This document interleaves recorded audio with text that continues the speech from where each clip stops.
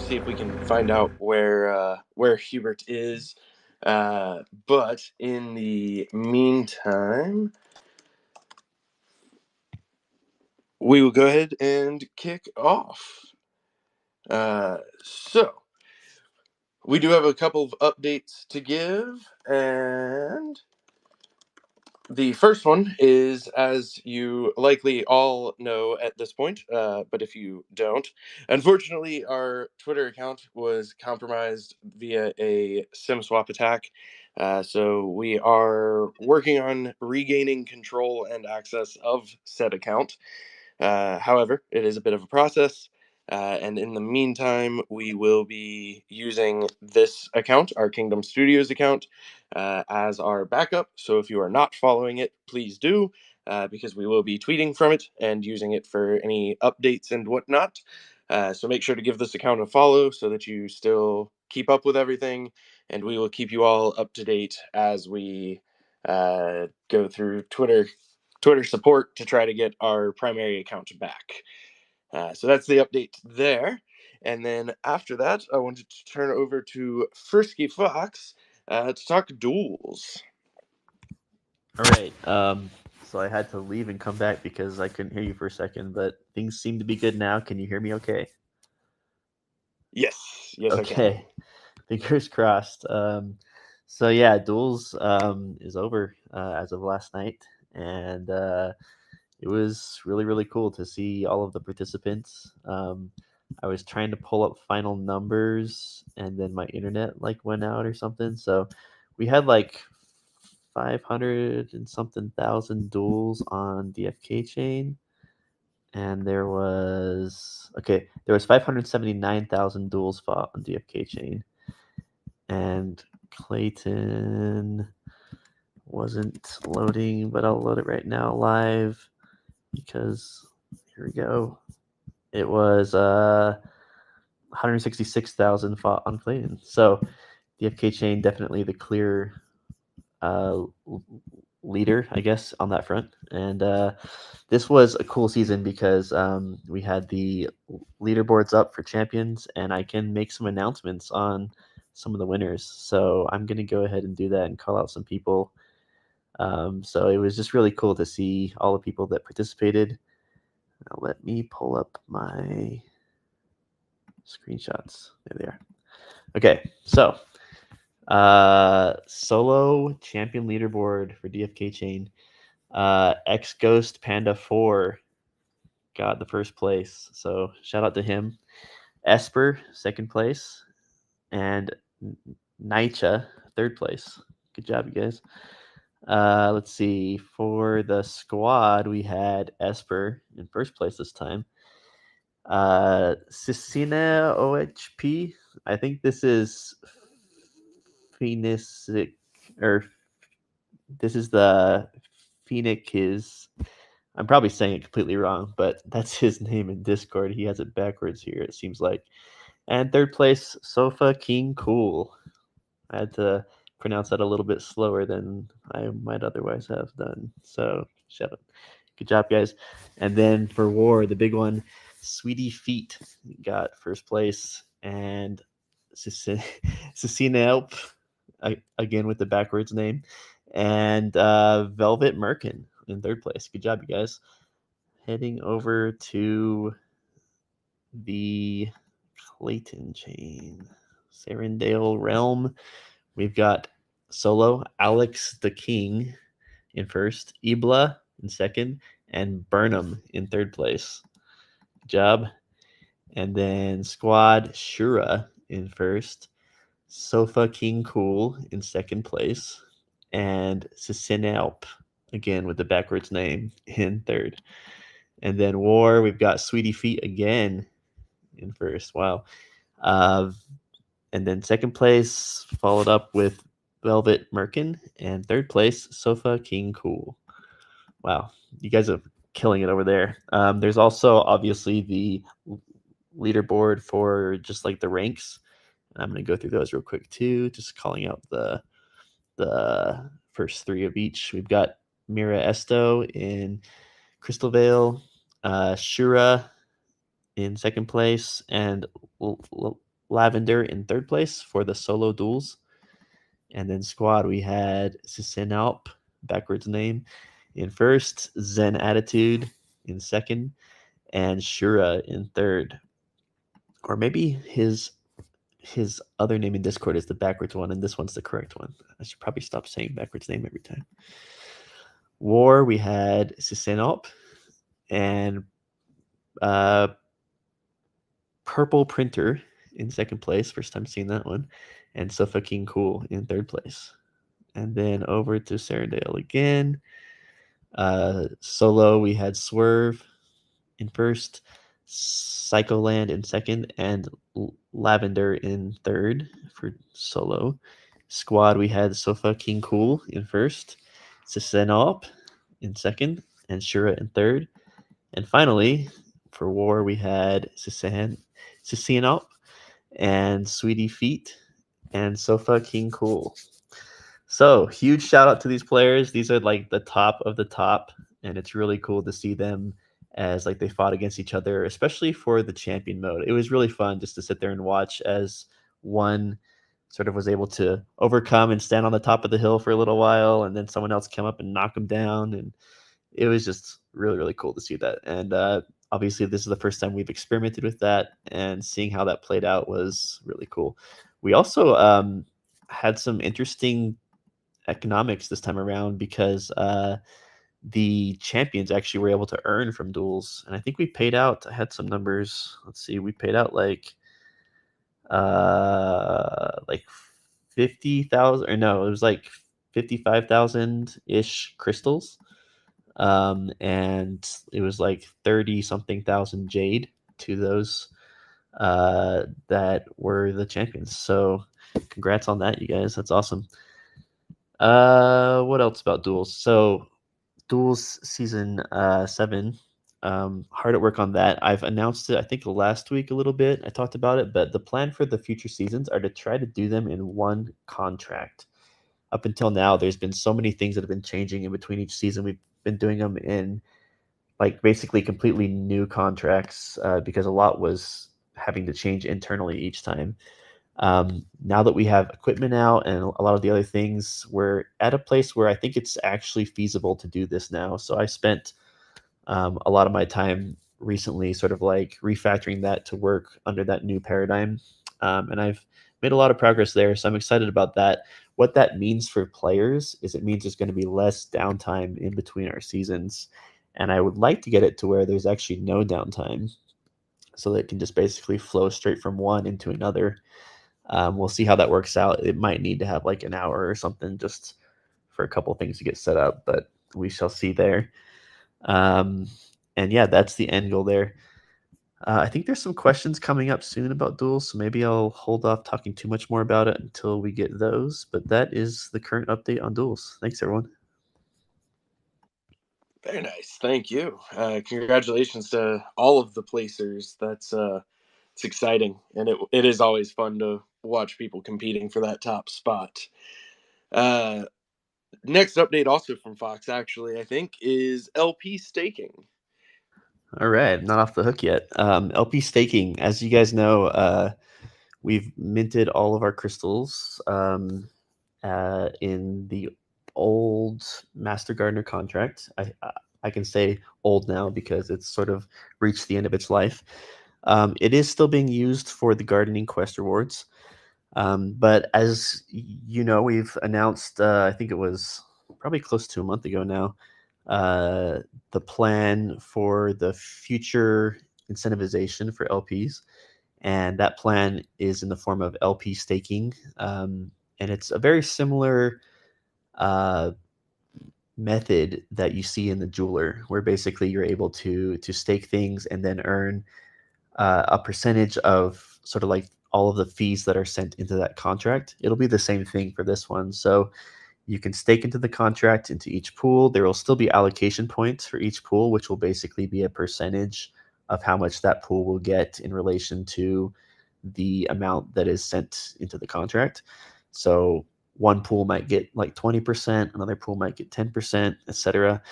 And then within those pools, however much you have staked in relation to other people, you'll get that amount of that as a percentage as well. So if you have 100% of a pool that has 20% of the allocation, then you get 20%. If you have like half of that, you get half of that, etc. So it's basically blending the Master Gardener mechanics with the jeweler mechanics there. And so we got that audited. I think I said this last week too. It was a like really clean audit. There was a couple small things found and fixed. And those actually have been deployed already onto mainnet and on the testnet. And it's been in the process now of like being tested. There's been some issues that were found with like the interface things, just little stuff here and there that should have been tweaked, and we're in a good spot there. So we're actually planning to announce a timeline for that because we want to give everyone enough time to plan for when the migration will happen. And I think we're planning to announce that today in Discord, but I'll also just say it here because I think our dates are pretty well finalized. We're currently targeting Monday the 15th. I believe it's the 15th, basically next Monday at 7 p.m. Eastern time, which is midnight GMT for the start of the migration period. So during that period, starting at that time, we will actually turn off the rewards from the quest for the gardening for the token rewards. You can still earn experience points and items, but the unlocking or not unlocking, but the like rewards of the crystal and jewel will be paused for 24 hours. And that's basically to give everyone enough time to migrate over to the new one. And so during that window, there will be a new interface over there in the gardens where you can basically see what you have in the old Master Gardener contract, click a button to like remove those, and then click another button to put them into the new one, and then you're done basically. And then at that point, you can start to be in the right place to earn the new rewards that will be coming in starting at 7 p.m. Eastern time on Tuesday. So basically 24 hours later. And at that time, the rewards for the quest for the gardening will be unpaused as well, and things will just resume as they have been. So that is the plan. We'll be announcing that in Discord as well. Obviously, these dates are subject to change in case there's anything that comes up, but that's currently what we're looking at. And yeah, it's been a lot of effort and work from our side for this, but I think it's going to be really a good way to continue to incentivize the LPs. Thank you. Thank you. And yeah, like Fox mentioned, if you did not accurately track all of those dates and information, we will announce it in Discord as well as tweet it from this Twitter account. So, like I mentioned before, if you aren't following this Twitter account, please give it a follow. This is where some updates are going to flow for the time it takes us to get our main account back. So, make sure you follow this account and stay tuned. Let's see. So, one other thing I wanted to mention is on the front of Visages.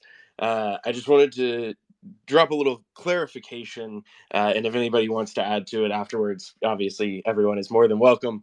But I've seen some people when we, announce that the new one is available, say like, "Oh, is that the update this week?" The new Visages aren't really updates. So those announcements are more of a like FYI, there's a new one available. This is what it is. This is what it looks like. But each Visage should not be viewed as an individual update.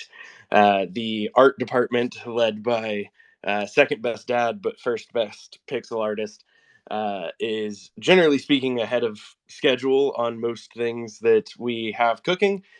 So the Visages are something that they are able to do without delaying other initiatives that they're working on, and so it's more of a like, as second best dad put it, idle hands, kind of production. So just for anybody who's seeing the updates, thinking like, oh, this is the like game update. Not really the way that I would look at Visages or recommend looking at them. Anything anybody wants to add to that before I move on? Yeah, I just wanted to add on the contract side, we've designed it where we can basically just queue up a bunch of visages ahead of time, and those will automatically activate. So it definitely wanted to make sure we cut down on any like repeated work every time there's a new one. So just something to add there as well. Yeah, most definitely. Appreciate you, Magnus. All right.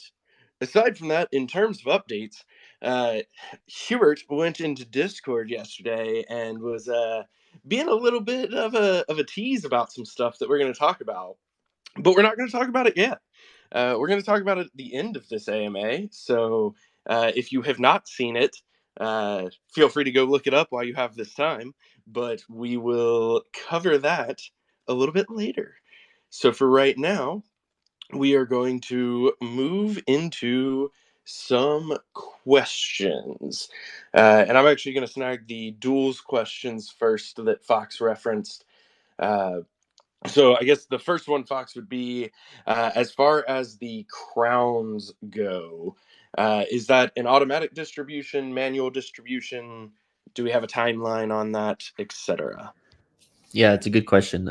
So right now that it's not automatic, it'll be a manual airdrop. I'm going to be working on those actually this week, and part of that is that we haven't actually created the item yet for it. So we'll be deploying the contract for that, as well as doing that airdrop. So stay tuned for that. I'll make sure to announce once those are dropped, but it's essentially all those winners that I just announced for the champions that will be getting those. There's the bronze, the silver, and the gold. There's also a couple tweaks that we'll be making to what those crowns do after hearing some of the feedback from people. They'll be basically a little bit better.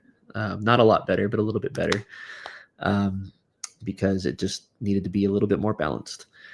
And yeah, I guess that's for that one. But I do want to make it be more automatic in this upcoming perpetual season contract that I'm working on. Awesome. And in regards to duelist equipment, I've got a few questions for you. Can you expand on the thought process for duels equipment in future seasons? Is kind of the overarching question. Should we expect to get medals and rings next season? Yeah, it's a really good question. And we've actually spent a lot of time internally kind of thinking about this and also talking about it. Basically, you want to balance something like this so that you don't introduce a lot of power creep, which is sort of an issue in like a lot of games. So trying to figure out a good way to like make it so that the effectiveness of items can kind of have sort of like a lifetime limit, or I'm probably saying that wrong, but it'll have a like limit on effectiveness. And basically, if you look at the equipment system, we have that already built in with the durability, but we haven't really implemented all of that yet. So the plan longer term is to have durability play more and more of a role. In the short term, while we're still sort of like waiting for that to be in place, you're not going to see a lot of impact there yet. But if you look at the items actually on chain, those items do have durability stats. And the tentative plan right now, because we're still talking about it, is to perhaps have something that will be, if you're using older items from like older seasons in newer seasons, it might wear down a little bit faster than some of the newer ones. And perhaps if you're like using items from the current season, it might be more like resistant to some of that. Something that will sort of encourage players to always stay active and try to earn those items each, sort of like each time in like each of the newer seasons, while also not like basically having the market be just like really flooded with items until it's just like not really worth anything. Not like worth your time to get, I should say. So that's sort of what we're looking at. As far as what kinds of items you should expect to see, I'm going to leave that a little bit ambiguous right now because there's things that we might do that we haven't yet decided yet. So for now, that's all I'll say.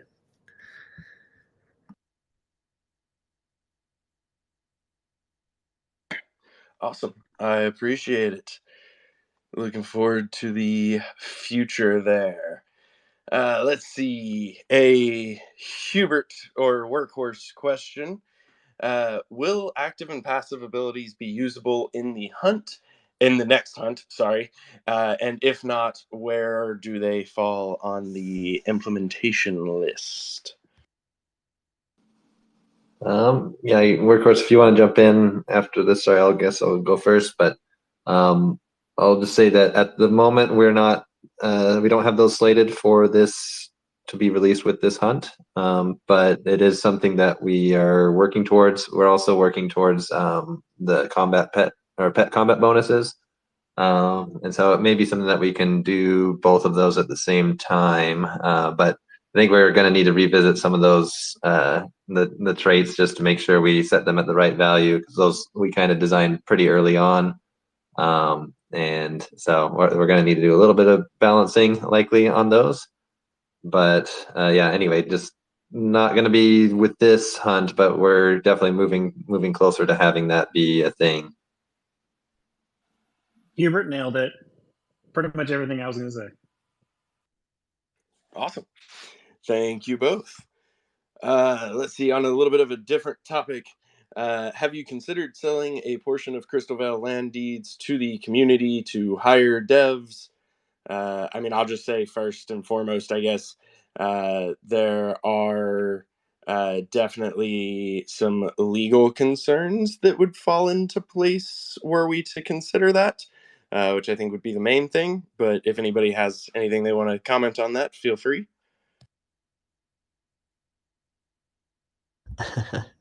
Throwing a wet blanket on it.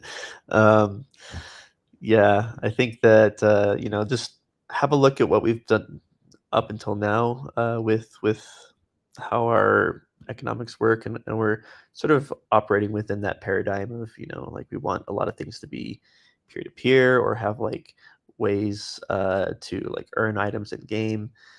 I know we've talked a lot about that with relation to land and like how to acquire land. We also will probably do things like airdrops in the future, or like raffles. But I think that the main way that we've talked about so far would be for our players to be able to acquire it through playing the game and through like all kinds of different things there. I'm not saying that we won't ever do something like this because obviously there's a lot of really excited people in our community that really want to support the game. And you see a lot of other games out there that are doing similar things where they'll have like this or that could be something that could be bought. But up until now, our main approach is like anything that we sell directly, we want it to be something that doesn't necessarily impact the tokenomics. For example, the visages, that's a good example. And so that's where we're at right now. Obviously, there's a lot of legal ramifications and a lot of gray area that hasn't been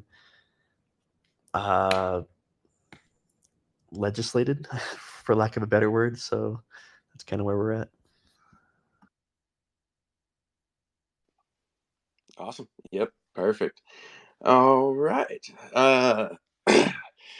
So a couple questions on Klaytn / Serendale. Let's see, feels like Klaytn is following in Harmony's footsteps. Is there a Steelman case for devoting more time and resources to Klaytn versus building on a different chain? Fox or Sunbear, you want to kick that off? Yeah, I'll just say that we're definitely have a lot of things that we built over on Serendale and have like really put a lot of effort into it, as we would for any of our realms that we do. That's really the most important for us. And we're kind of in a wait and see thing to see how things play out. Obviously, there was the issue of the hack, and we've experienced things like that before. So we kind of have a little bit of experience there. But for now, I mean, I think it's just more of like let's see how it plays out and continue to make sure to like support our realms. And also I'll say that we're always in talks with many potential future partners, and this is where probably Sunbear can hop in because he's the main guy doing it and he's amazing. But we've got all kinds of talks with all kinds of amazing other projects and chains and such that are out there that are excitedly like pioneering the future here, and that's where we want to be as well, is on the edge of what's being pioneered. So over to you, Sunbear. Yeah, when you listen to Fox, you might hear a couple different directions, and that's because that's exactly what we're doing. We're always looking at how do we strengthen what we have right in front of us? How do we strengthen those partnerships? How do we campaign in ways that brings in new players? We always want to capitalize on what's been built and lift up people that and solid teams that we've connected with. And we're always looking for doorways. What are those doorways we want to walk through? I've spent a lot of time, and a lot of us spent a lot of time maintaining and doing intros to relationships with teams out there, chains, games, whatever it might be, to find the right time and the right partnership to really pursue. And yeah, right now I would say we are considering all options. We are evaluating the situation. The orbits piece is another important piece of information that definitely does affect how we look at things. And so looking at what doors are open, but also you'll see us strengthening what's possible there as well. And so you'll see campaigns to help strengthen what we're doing there. And you'll start to hear more about, as we create those other relationships, about possibilities that are coming up potentially. So very aware and very active in our business development and overall development as a team. So I know it's not a specific question, but honestly, as soon as we have specifics and contracts and new direction, we share it with you because we love you and we do it for you and this project. But we protect it until it is solid. So because we don't want to create any weird rumors or whatever. So hard at work. Thanks, everybody. Thank you, gentlemen. There's a secondary part to that of, do you plan to add token offerings to Sarandale? I would primarily refer you to our previous answer of we're monitoring all things and considering all things. And I would say that, token offerings are a part of that as well. All right. Got another Hubert question, which are always my favorites. Actually, that's not true. Beatles List is my favorite, but these are a close second. In the future, when PvP drops, can we expect a mode that disables all equipment, pets, weapons, armor, any attachables, to have like a true hero v hero mode, even if it's like an unranked mode? So yeah, I think so. I just, one thing that maybe where this question's coming from and how it connected to like what we have available with hunts right now is you see that you can do damage without having equipment on, and you have decent defense. Just want to make sure that it's very clear that for heroes that don't have equipment and are doing hunts, they do have equipment that is being lended to them by the Hunters Guild. The level 1 equipment, like the base equipment that a hero has, is going to be set for level 1. So like if we did do something where all equipment was disabled and nothing else, then like a level 20 version of that would be, thousands of HP being slowly trickled down with hits that do maybe 10 or 20 damage each, as there'd be no equipment to kind of offset like the damage there. So it may be possible that we could have something where there's like default gear for specific levels or something, to do something like that. But in general, equipment is very important to the combat system and being able to have a balance that goes all the way up. So I think it would be a little bit more tricky than what the question is proposing if we did something like that. Or very, very long fights. Or a multiple hour fight if you want. This is the new grind. So another combat related question. In terms of the genetic traits, which we spoke a little bit about earlier, with leadership specifically, allies deal 5% bonus damage. This bonus cannot exceed 15% team wide. Does allies mean all 3 heroes get the bonus, or does it mean the other 2 get the bonus?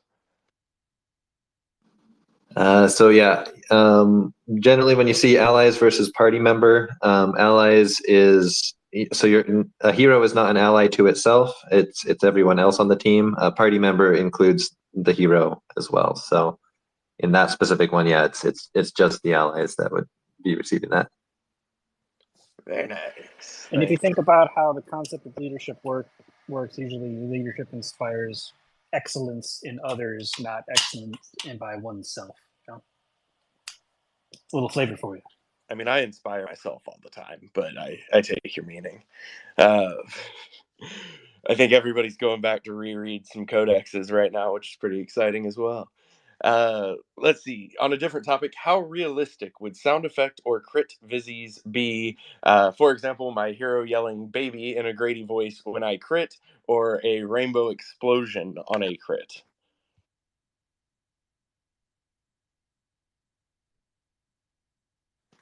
I guess SBD isn't up here. Hubert, do you want to speak to that, or you want me to? It's up to you. I thought this was going to be a Beetle question. Oh, I can answer it. Oh, I'm Beetle, in stuck in chat. I'm in that chat real deep. Just trying to figure out what Kirby equivalent's gonna show up next. All right. This is a good question. I think we've mentioned pretty clearly before that visages probably won't have utility. I think we've got, updating sound or whatever isn't necessarily utility, I guess, but it would be just additional kind of work that we'd have to attach to every visage that comes out. So probably not that. We do have other items, accessories, equipment, whatever else that aren't necessarily visages that we could think about doing bespoke things like that with. But again, it's just additional work. So we're trying to make sure that we are prioritizing the things that are most important, and I'm sure all the extras and goodies will come once we have the foundation in place. But yeah, I think with respect to visages, particularly, we probably won't be making special considerations for them, other than just making your heroes look fancy as hell.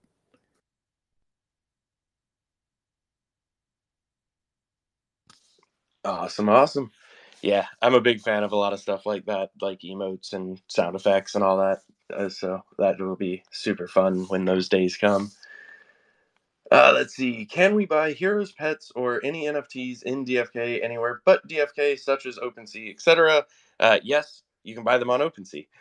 So Klaytn is tied to OpenSea, so any of our NFTs that are available for sale in Sarandale do show up on OpenSea as well. And you can, technically speaking, list them directly on OpenSea if you wanted to. And then, let's see. If we were to release dyes for physical traits of heroes, such as a hair dye, would that dye color stay on the hero when it's sold, or would it fall off? So yeah, that's not something that we've really discussed internally of doing. We generally do treat the genes as more sacred than something like equipment. So yeah, I don't know. I know this is a hypothetical question, but it's also something that I think is kind of counter to our policy with protecting genes. So I don't really have more to say about it. On a similar note, equipment dye would be a thing. Would that stay attached to the equipment? Yes. Thank you for reminding me. Yes, we do have dye though, and yeah, we do have it for equipment. And with that, it is something that makes a change to the NFT itself. So that would not be something that would go away when sold. And also something that once we do get to being able to have normal equipment being converted into visages, that would also be something that would carry over to the visage as well. So you could have different colored visages by dyeing your equipment before you convert it. So yeah. Ooh, that was a little alpha drop there. That's exciting. Let's see. So There's a question that I will not read in its entirety because it's incredibly long, but it can be referenced pretty easily. And I know I showed it to you guys before this, but basically asking about features anticipated by the end of 2024. And it has a list, most of which is on our roadmap currently. And basically, it's just asking about what we think is feasible for the upcoming year in terms of features.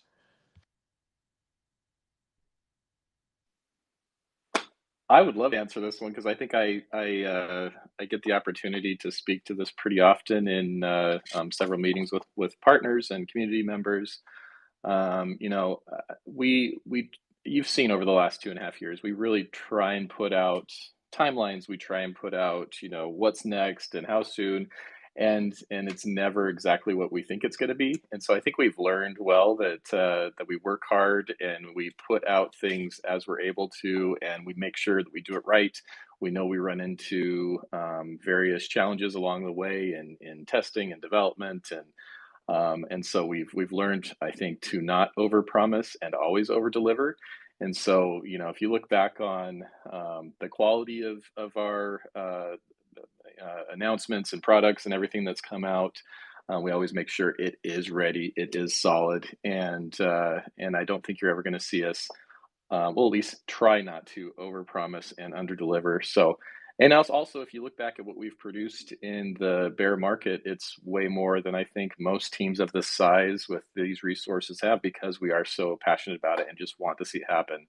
And time again, I'm seeing, you know, on our team, people working way past the hours that they even have allotted, or, you know, putting so much more of themselves into this because they care about it so much. So what's going to happen this next year is we're going to keep working the way we have.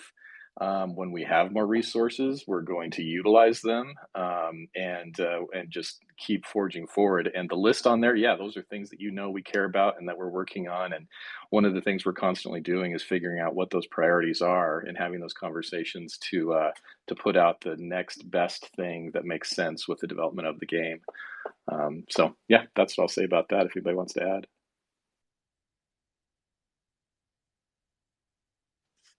If nobody else is going to say it, I'll say it. Also, keep in mind that, you know, we also plan for the unexpected, because things will come up that we may not have anticipated coming up. You know, we also have, you know, quality of life stuff, and, you know, there's always development happening in one form or fashion at all times.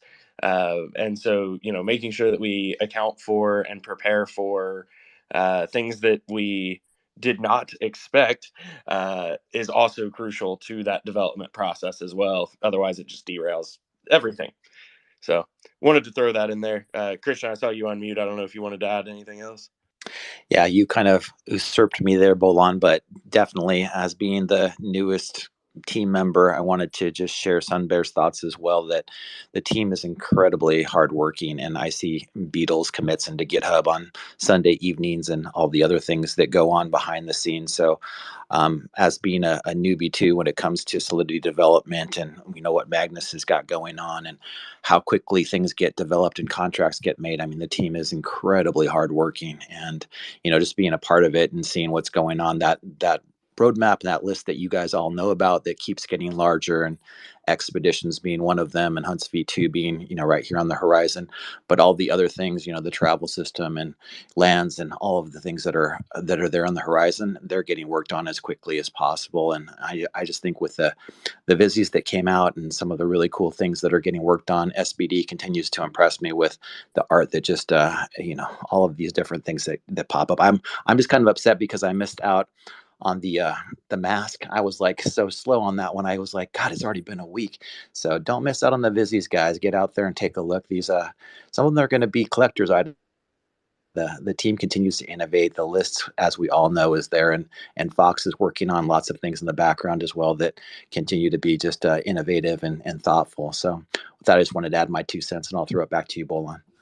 I'll intercept it. But I want to add a third to your second and just say, yeah, like, it's really cool to see the amount of work that gets poured into this project from our team.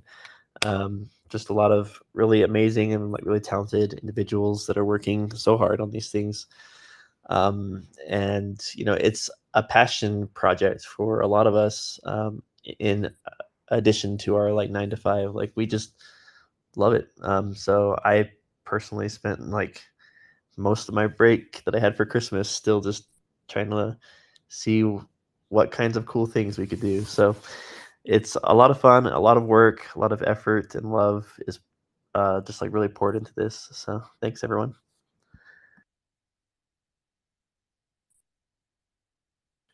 Thank you. And I will add a reminder because Zip threw it in the chat and Discord, and it was a good point as well. Of, you know, sometimes we also like to surprise you guys. You know, sometimes we like to catch you off guard with a little feature here and there, because it's fun. So let's see. I'm gonna grab 2 more questions, and then we will go into some alpha stuff. But so this question.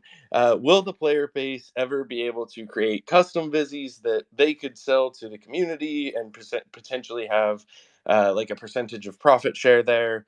I'll just say TTP for those of you that know what that means. But any thoughts from anybody else? I know we've talked a lot about other like collaborations and such that we could do with, you know, obviously external individuals and external projects and parties, but also internal too. You know, we've got a lot of really cool influencers here in our DFK fold, and I think it'd be really cool to see more things along those lines, and I think that's in the plans as well. So I'm stoked about this. It's our first foray into it, and we've got a lot of interesting things planned for it, and a lot of things that we probably haven't thought of yet that will eventually make its way into there as well. So it's sort of one of those things that as it goes, there's new ways and new synergies between our existing things that have been built and stuff that haven't yet been built in the future. Awesome. All right, last question for this week's AMA. Can we get some sneak peeks or snippets of what's being worked on? Yes, you can. We're going to go over to Hubert now for some alpha dropping. Some approved alpha. It's time. It is. Just remember, I do have a mute everyone button. So, yeah. So yesterday I was kind of teasing that we had something in the oven, and people were taking that for all sorts of wild meanings that I was not intending. But we do have a new feature that we're going to be launching today that's tied to hunts. We are going to add a daily raffle for people that play and win hunts. Every win counts as an entry. The day will end at the same time as the turnover happens with the timer. So that's at 0 UTC time. And the reward is going to be there'll be one winner, and it's 1,000 of the power token, which right now this is just on Crystal Veil. So it's crystal, 1,000 crystal every day will be awarded from the quest fund to a lucky winner, and that will be automatically drawn as soon as somebody completes a new hunt the next day, or God forbid no one completes a hunt on a whole day. It'll just, whenever the next hunt is completed after that day is complete is when the reward will happen. So that will include wins on the current boar hunt and the new hunt as well, where that lands. And it's going to be kind of an ongoing feature that we will have just as a part of the hunt system. It's not the only feature that we have planned to add to hunts, but it is something that we were able to get approved and added within a fairly short time frame here. And yeah, just looking forward to get that added. So, basically, you have a chance of winning 1,000 crystal anytime, if you just even do one hunt, you have the chance. So that's hopefully that will be enjoyable for you guys. We technically actually have it deployed already, but it's just not going to start collecting entries until the time turnover happens. So after 7 p.m. Eastern Standard Time today is when that will start. Entries will start being collected, and it'll just be an ongoing thing. And the reward will appear as an airdrop, and we also are adding something to the hunt board that will allow people to see who won the previous day, and also how many entries there are currently and how many entries you have as well for that day. So that is that. So yep, that's what I was teasing. Didn't really have anything to do with burning, but yeah, hopefully you guys will enjoy doing that. I'm looking forward to seeing who the first winner is going to be. Good luck, and let's see. Hopefully I didn't miss anything else. Anyone, if I did, someone please speak up. We have a whole nother drop to do, right? Wait, I did. Remind me. About Hunt V2. Oh, that, yes. Yeah, the other one. Hey, I just want everybody to remember that today I encouraged alpha being given. Okay, this is probably the first time ever. Might be the last time ever, but today We I just do the encouraged opposite of what you say. So he doesn't want alpha. Apparently. Sorry. Yeah, so we do have the next hunt coming out. Not yet. And so yeah, that's like I was just thinking about today things and not soon things. But we are getting very close to having that drop into testing, which will be kind of the final phase before we're able to release it. And we do have plans to make an announcement and launch and share a tracking sheet to show our progress with that. There will be some additional little details and kind of hints to some of the things that are coming out, including some of the new mechanics that have been added or are being added as a part of this. So that will just help you guys all see where we're at with it. And please, Bolin, tell me I didn't forget anything else. Nope, I think that was it.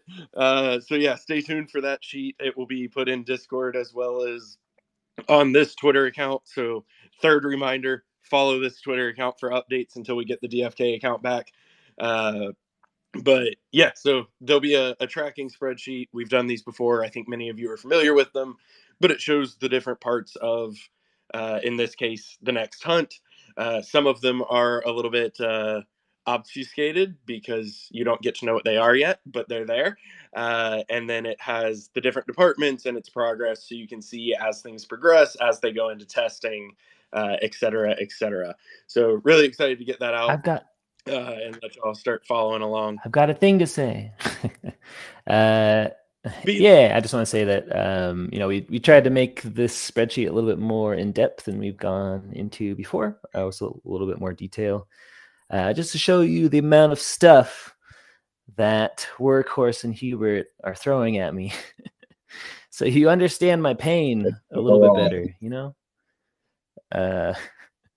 But also, hopefully you can see just how cool it's going to be to have all these new mechanics in the game. And like Bolin mentioned, there's some new mysterious ones that we haven't talked about before that will make this fight very dynamic and very complex, and it's going to be great. So yeah, anyway, excited to continue progressing there, and hopefully people are excited to see when it drops. I'll also tease just a little bit that some of these mechanics that we're adding with this were necessary to be able to get us past the finish line, or well, not past the finish line, but to get us to be able to release the next class we're planning on releasing. So that might give you a few hints on what we have coming next. Hubert just made me hover that mute button so hard. Also, actually, I guess in fairness, Hubert, you did forget something that is also tracked on that spreadsheet that's planned to come with Hunts V2. Are you talking about bring your own potion?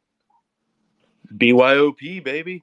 Yes, sir. We do plan to have all BYOP be a part of this. The something I was also talking about yesterday in chat was that Our plan is to have all potions that exist in the game that are intended for combat to be usable along with this. So, up until this point, there's only been just the health and mana vials available with the boar hunt. That will be changing. It'll switch over to all of the ones that exist, and down the road, I do think we are planning on adding more potions now that we have this combat system in place and know what's missing. So that is not to say that there are going to be any new potions coming out right away, but it is something that is definitely on our radar and something that we will be able to start adding uses for the three-eyed eel and I think what was it, skunk shade, I think is the other one. That thus far have not really had a utility in the game besides being sold for gold. So this is just another step in getting that system in place and getting us to a state where the entire economy is working within the game, and so super excited to be making this step. It is a lot of work to get there. There's a lot of little nuanced things that we have to do to make it work, but I think we've got it all as far as like the plan is all worked out. It's just a matter of execution at this point. So yep, and there's also another thing on that list that we haven't really mentioned, but I'll leave that for you guys to just see when you see it. But yep. Very nice. Yeah. I'm going to throw out there, if anybody wants to request to speak, to come up and bullish us this week, I would accept your request to speak. Outside of that, I wanted to throw out kind of a general reminder from what Beetle Dude said. And obviously, again, anybody's welcome to add to this, but, boar hunts was obviously our first hunt, right? And it's super exciting to see combat and see the engine, performing, and let people see what has been developing and what the vision of combat in DFK is. That said, the engine still has a lot of pieces that aren't there yet. More classes, more enemies, but not only just, when we talk about this next hunt, it's not, just make a new enemy and go. It's a lot of new mechanics within that combat engine, a lot of new pieces. First and foremost, this fight's going to feel entirely different from the current fight. But even outside of that, continuing to build that framework to have all of those pieces that aren't there yet. And so that's where, when you look at like boar hunt to now / when the second hunt comes out, it's not just styling a new enemy, it's adding a lot of functionality to that combat engine.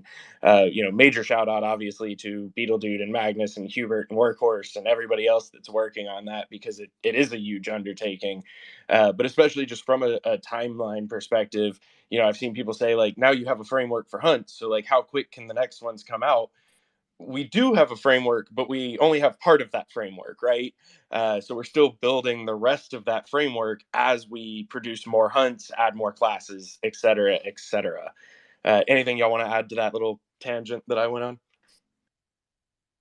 I'll just say that, yeah, I'm generally always pushing for like the next big thing that we're doing to include, advancing those mechanics so that we can get to the state where, as Zip said in the chat just barely, for each mechanic that we add is a mechanic we don't have to add later, and eventually we'll be essentially mechanic complete. And at that point, then it's a lot faster for us to be able to iterate and add more, as we don't really have to go through the effort of actually programming, how does confuse work or whatever.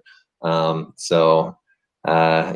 always with every step we're taking, we're just making the next step easier.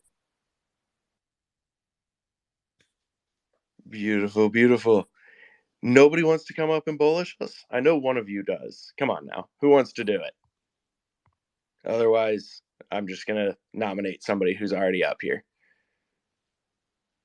Oh, there we go. Welcome, Starbucks. Bullish. Let's go. Bullish. Bullish. Bullish. Hey, Wowie. Hey, what's up, guys? Bullish. Two bullishes. Bullish. bullet. Double bullet. Mythic Squad. Appreciate you guys, and we will see you next week.